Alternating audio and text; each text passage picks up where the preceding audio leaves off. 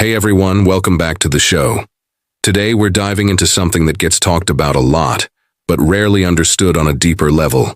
The whole idea of being an alpha, and how that actually changes when you adopt what people call the Sigma mentality. Now I know you've heard these terms tossed around all over the internet. Alpha male, Sigma male, lone wolf, leader of the pack. But here's what I want to do today. Cut through the noise and talk about how you can actually be both. The dominant leader who commands respect, and the self-reliant, independent thinker who doesn't need a crowd to validate him.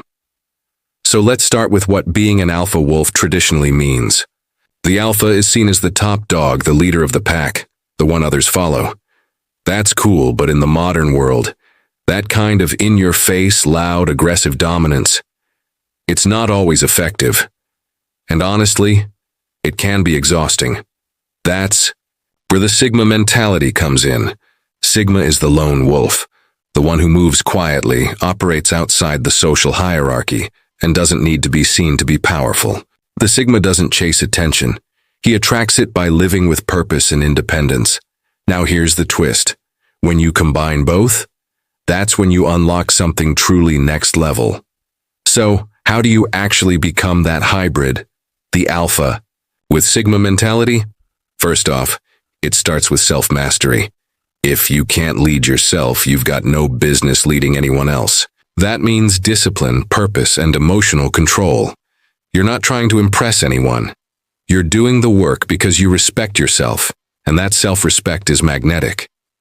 Next, it's about speaking less and doing more. The loudest one in the room isn't the most powerful. The one who moves with quiet confidence, who delivers results without a show, is the one who holds real authority. When people feel your presence instead of hearing it non-stop, that's power. Third, be independent in your strength.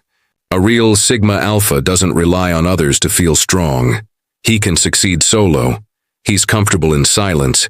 He doesn't need a pack to define his worth. But when he leads, others follow naturally. Why? Because leadership rooted in independence feels authentic, not forced. Another key, build respect, not fear. Old school dominance relies on intimidation, but fear is shallow. Respect is earned through consistency, character, and competence. When people trust you, they'll follow you, even when you're not looking. And finally, embrace solitude. This is a big one. Being alone doesn't mean being lonely. In fact, solitude gives you space to sharpen your mindset, plan your next move, and stay grounded. Some of your biggest breakthroughs will come when you're off the grid, quietly building your empire. So to wrap it up, being the alpha isn't about barking orders or flexing your status. It's about showing up with purpose, clarity, and strength. And when you blend that with the Sigma mindset, you become untouchable, not because you're above others, but because you're beyond needing their approval. That's real power. If this hit home for you, share it with someone who's ready to level up. And as always, stay sharp, stay grounded, and I'll catch you in the next episode.